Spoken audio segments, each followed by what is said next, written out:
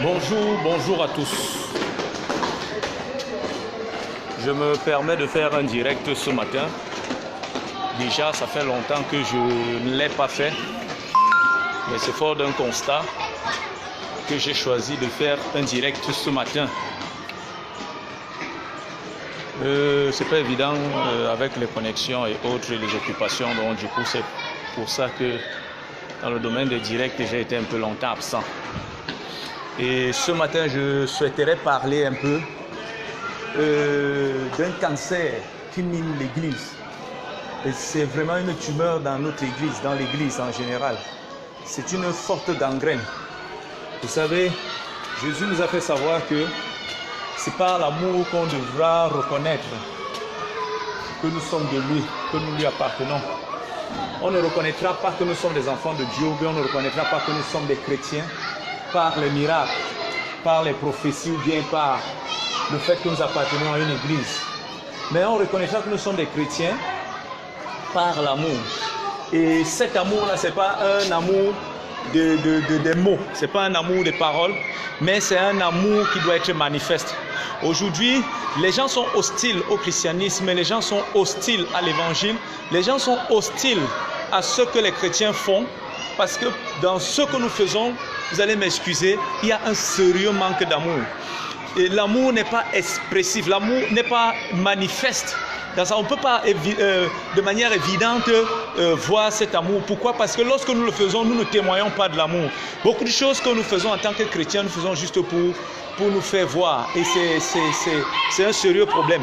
Donc ce matin, je voulais essayer de parler au travers de ce direct pour attirer l'attention des uns et des autres, pour nous interpeller parce que c'est un sérieux problème. Et parce que c'est un sérieux problème, il faudrait que nous prenions conscience et voir dans quelle mesure nous pourrons, revenir à des meilleurs sentiments, revenir à la norme. Dans 1 Corinthiens chapitre 1, chapitre 13, verset 13, l'apôtre Paul va nous dire, il y a trois choses, la foi, l'espérance et l'amour. Et la plus grande de ces trois choses, c'est l'amour. Vous voyez, nous sommes sauvés par la foi, ça veut dire que notre salut est conditionné par notre foi. Et l'apôtre Pierre va dire que nous sommes sauvés même par espérance. Et figurez-vous, c'est la foi qui nous donne en quelque sorte l'accès à la vie éternelle. C'est la foi qui nous donne l'accès au ciel. Cependant, la Bible nous enseigne ici là que la plus grande de toutes les choses, l'amour est plus grand que la foi. Et si l'amour est plus grand que la foi, ça veut dire qu'il y a quelque chose, un mystère dans cela. Et vous savez, un mystère, ça ne veut pas forcément dire que c'est quelque chose de difficile à cerner ou bien quelque chose de difficile à manifester. Déjà, de la même manière qu'il est aisé pour beaucoup de personnes de manifester la foi, il est encore plus aisé de manifester l'amour.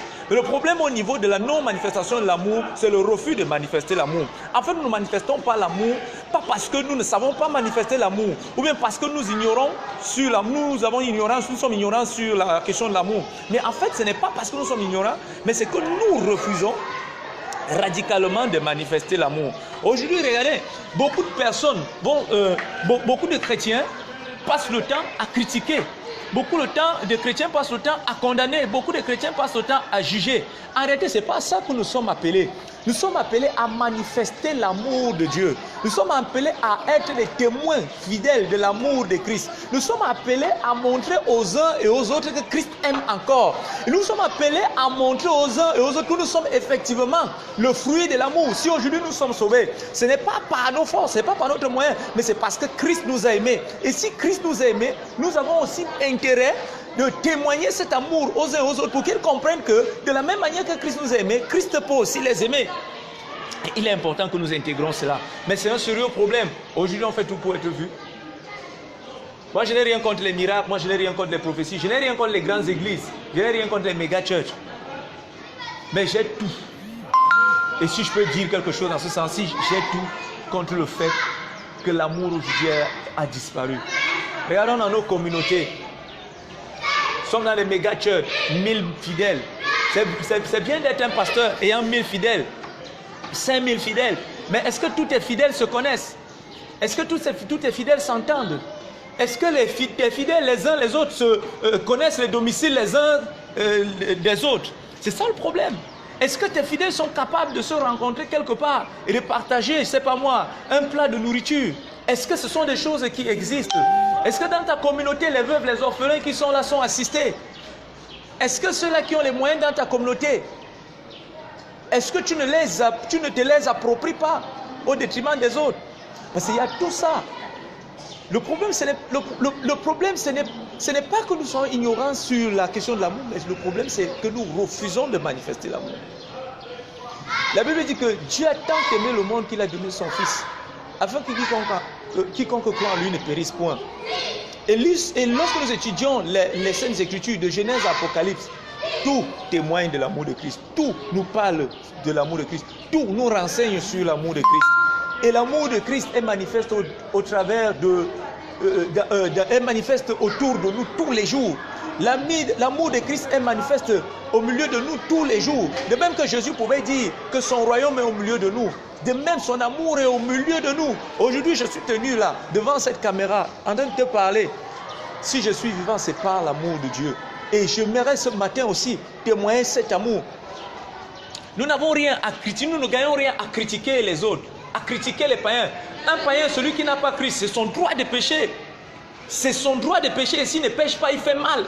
Parce qu'il est païen. Mais maintenant, toi, en tant qu'enfant de Dieu, tu as besoin de lui apporter cet amour. Tu as besoin de lui témoigner l'amour de Christ. Tu as besoin de lui parler de l'amour de Christ pour qu'il soit délivré de ça. Et il ne peut pas être délivré par ta prédication seulement. Mais il faut qu'il voie l'amour que tu manifestes au travers de ta prédication. Il ne peut pas être délivré par, par tes critiques. Il ne peut pas être délivré parce que tu crées des barrières avec lui.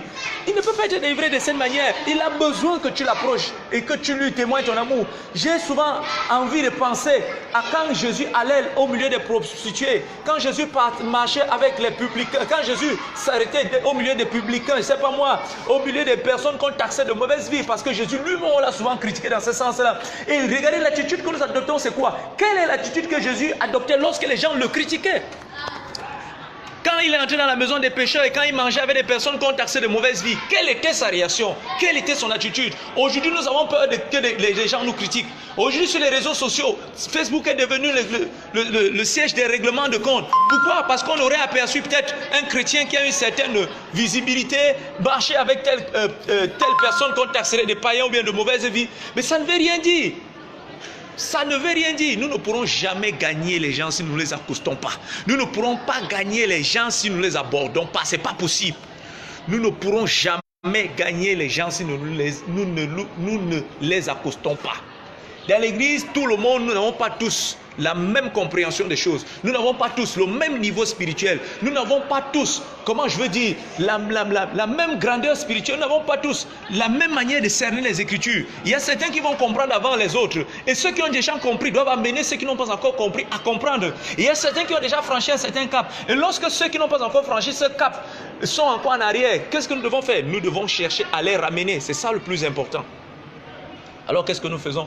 Nous critiquons tout. Nous critiquons les coiffures, nous critiquons l'habillement, nous critiquons tout ce qu'il ne faut pas critiquer au lieu d'aider les autres. Aujourd'hui, certains peuvent être faibles, avoir des faiblesses dans tel ou tel domaine. Si nous, aujourd'hui, nous avons bravé ça, ce n'est pas parce que nous sommes plus forts, c'est parce que Dieu nous a aimés. Et nous devons aimer les autres pour les aider aussi à braver ces choses.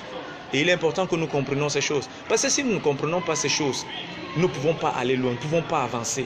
Aujourd'hui, le gros problème de l'église, comme je disais, le gros cancer de l'église aujourd'hui, c'est ce manque créé d'amour.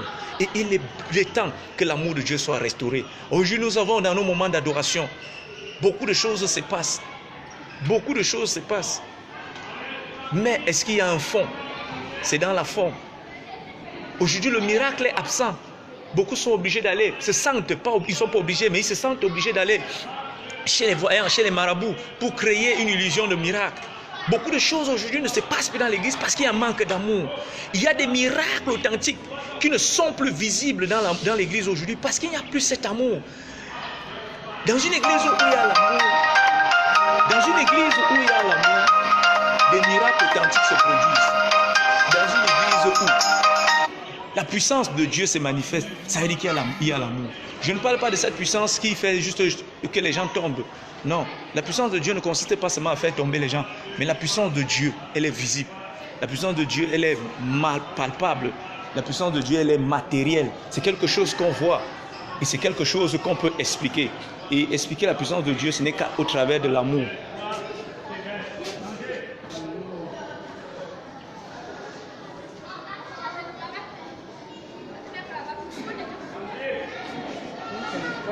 Ok, merci.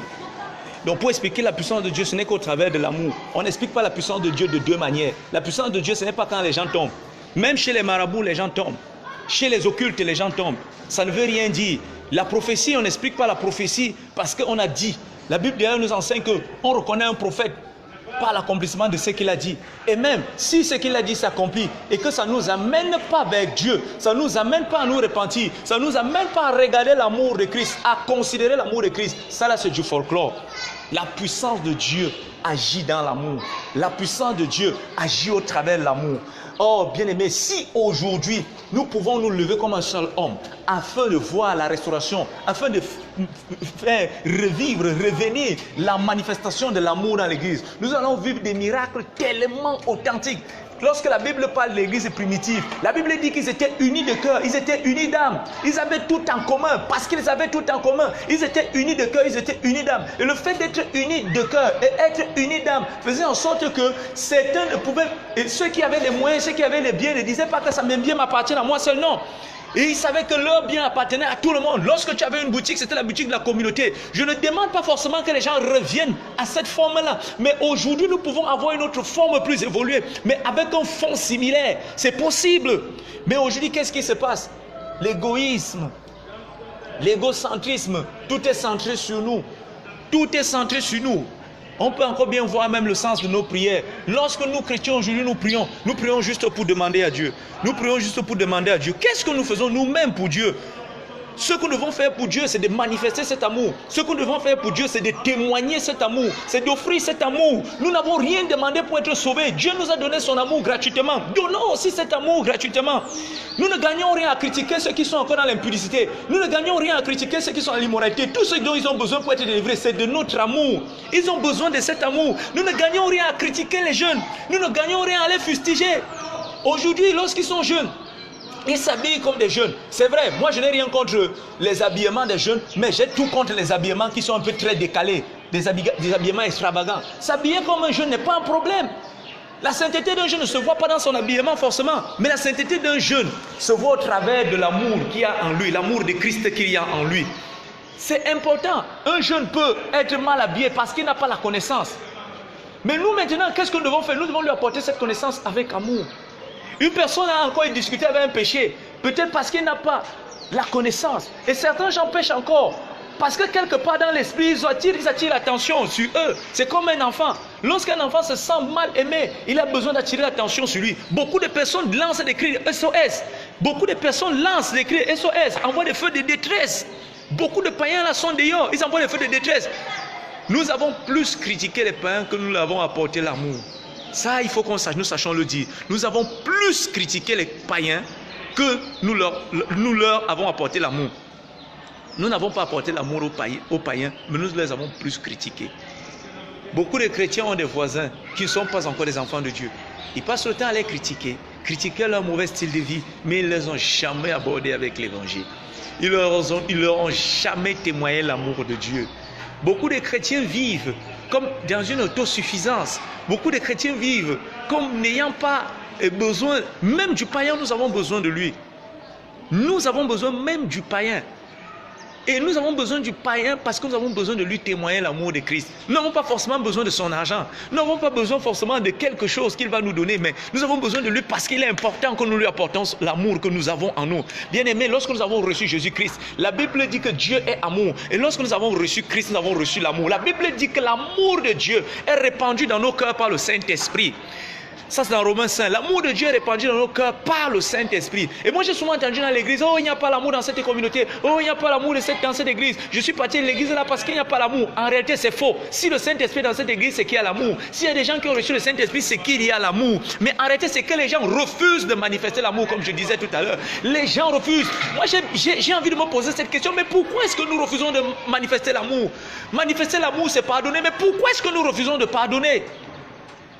Il y a des chrétiens qui disent, oh, je n'arrive pas à pardonner. Non, ce n'est pas que tu n'arrives pas à pardonner, c'est que tu refuses de pardonner.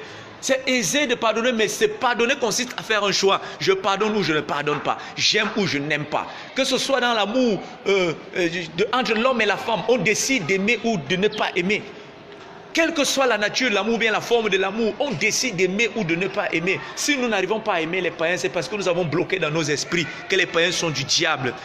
Jésus a dit un jour à ses disciples, la moisson est grande, mais les ouvriers sont peu. La moisson est grande, mais les ouvriers sont peu. La moisson, c'est qui?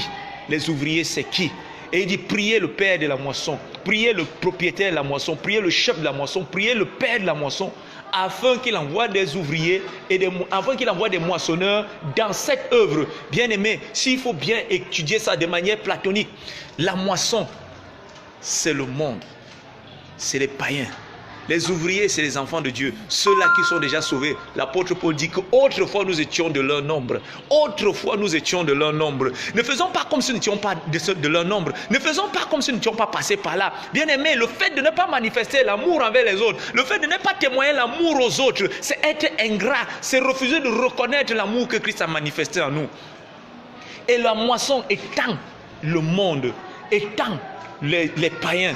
Ah, la Bible dit, priez le Père, c'est Jésus lui-même qui a dit, priez le Père de la moisson. Le maître de la moisson autant pour moi, le maître de la moisson, si la moisson c'est le monde et les païens, le maître c'est Christ. Aïe, aïe, aïe, aïe. Le maître c'est Christ. Arrêtons de dire que le diable est le maître des païens. Arrêtons de dire que le diable est le maître du monde. Lorsque, à forcément juste de dire ça, j'ai mal au cœur. Parce que le maître du monde, le maître des païens, le maître des mondains, c'est Christ. C'est lui le chef de la moisson. Et nous devons prier. Et pour prier, nous devons ressentir d'abord, au-dedans de nous, pas de ressentir. Nous devons d'abord, au-dedans de nous, être conscients de la nécessité que ceux-là ont besoin d'être sauvés. Nous devons être conscients qu'il est nécessaire que cela soit sauvé. Sinon, l'évangélisation devient une formalité. Si je ne suis pas conscient que le païen doit être sauvé, si je ne suis pas conscient que le mondain doit être sauvé, c'est que lorsque je me lève pour évangéliser, je ne fais qu'une sorte de formalité. Et cette formalité est vide de sens. Cette formalité n'est qu'une forme. Cette formalité n'a pas une quintessence. Et il faut que désormais nous transcendons les formalités et que nous évangélisons parce que nous voulons vraiment gagner des âmes. Que nous ayons vraiment cette soif. Quand Jésus dit prier le maître de la moisson, c'est une manière de dire que quoi? Développer la nécessité de voir les âmes sauvées. Développer la soif de voir les âmes sauvées. Développer l'amour pour les perdus. Développer l'amour pour les païens. Développer l'amour pour les égarés. C'est ce que Jésus est en train de vouloir nous dire. Oh, l'amour est la plus grande de toutes les choses. La foi est bien, l'espérance est bien, mais l'amour encore est plus bien. L'amour encore est plus bien. L'amour encore est plus bien. Et l'amour encore est plus grand. Oh bien-aimé, si tu n'es qu'au niveau de la foi, tu as encore besoin de marquer un pas. Si tu es au niveau de la foi, tu as encore besoin de gravir des échelons. Parce qu'il y a plus grand devant, c'est l'amour. Est-ce que tu peux commencer à t'élever, commencer à manifester l'amour, commencer à libérer ceux-là que tu as gardés dans ton cœur par la rancune, ceux-là que tu n'arrives pas à pardonner. Lorsque tu ne pardonnes pas, tu deviens un gardien de prison. Et moi, j'ai souvent l'habitude de dire, un gardien de prison est un prisonnier. Parce que lorsque tu gardes quelqu'un en prison, tu es tenu devant les barreaux comme je suis tenu là. Il est là-dedans, tu es ici dehors. Tu ne peux pas bouger. Tant qu'il est là-dedans, tu ne peux pas bouger. Parce que si tu bouges, il pourra sortir. Et parce que tu crains qu'en bougeant, il sorte, tu es obligé de rester là. Toi-même, tu es un prisonnier. Bien-aimé, s'il y a des gens que tu gardais encore dans ton cœur, commence à manifester l'amour et libère-les. Commence à manifester l'amour de Dieu et libère-les. Libère-les. Le pardon est une puissance qui libère. Il n'y a pas de pardon sans amour. Beaucoup n'arrivent pas à pardonner parce qu'ils n'aiment pas. Beaucoup n'arrivent pas à pardonner parce qu'ils n'aiment pas. Ah, nous n'arrivons pas à pardonner parce que nous n'aimons pas. Et si nous ne manifestons pas l'amour, nous n'avons pas la nature de Christ. La Bible dit que celui qui hait son frère est un meurtrier. Si nous haïssons encore les païens, nous les avons tués. Beaucoup de païens ne peuvent pas être sauvés tant que nous allons les haïr. Beaucoup de païens ne pourront pas être sauvés tant que nous les avons tués. Certains ont tué les païens, ils ont même tué la semence. Beaucoup même parfois quand ils partent prêcher par formalité, quand ils tournent le dos, peut-être parce que l'autre a été un peu à poser des questions sur des points un peu très sensibles. Est-ce qu'il a même compris? Est-ce qu'il va même croire? Est-ce que celui-là peut donner sa vie à Christ? Lorsqu'on dit, ah tel, moi je m'avais prêché l'évangile à tel. Ah tel là, oh, tu crois qu'il peut même croire? Non, parfois ta méthode n'a pas été bonne. Toi tu es peut-être parti sans amour, mais je peux aussi aller là-bas et en allant avec l'amour. Vous savez, on ne parle pas au cœur des gens sans amour. On ne parle pas au cœur des gens avec des paroles. On parle au cœur des gens avec l'amour. Les paroles portent l'amour que nous avons dans notre cœur pour que les gens soient touchés par notre notre amour lorsque nous leur prêchons. Pour que les gens soient touchés par notre parole, lorsque nous leur prêchons, il faut que cette parole véhicule, porte l'amour de Christ, transporte l'amour de Christ dans leur cœur. Parce que lorsque nous parlons de Christ, nous parlons de l'amour de Christ, nous parlons au cœur des gens. Lorsque nous manifestons l'amour de Christ, c'est encore plus grand. Vous savez, moi j'ai l'habitude de dire, notre témoignage parle plus que notre parole. L'amour de Christ manifeste au travers de nous, parlera plus que notre prédication. Déjà, notre prédication est fausse si elle n'est pas empreinte d'amour. Notre prédication est fausse si elle n'est pas basée sur l'amour. La parole de Dieu parle au cœur. Dieu nous a donné sa parole afin que nous ayons son cœur. Dieu nous a donné sa parole afin que nous ayons son cœur. La parole de Dieu, c'est la pensée de Dieu. Et la pensée de Dieu vient de son cœur. Et s'il nous a donné sa pensée, c'est-à-dire sa parole, c'est pour que nous ayons son cœur. Il faut que cette parole soit dans notre cœur pour que notre pensée ressemble à la pensée de Christ. La Bible dit qu'il y a les mêmes sentiments qui étaient en Christ. Nous devons avoir les mêmes sentiments qui étaient en Christ. Si l'amour est un sentiment, nous devons avoir ce sentiment. Si l'amour est une pensée, nous devons avoir cette pensée. Et il est important que nous comprenions ces choses. C'est par ces quelques mots que j'avais voulu attirer l'attention de plus d'un. Et je crois que je vais peut-être multiplier les directs ces derniers temps et pour essayer d'interpeller les uns et les autres et maintenir les uns et les autres en éveil sur la question de l'amour. Parce que l'amour de Dieu est plus grand, est plus grand. Il y a 3 choses qui demeurent. Mais l'une des 3, c'est l'amour et c'est le plus grand. Que Dieu nous bénisse.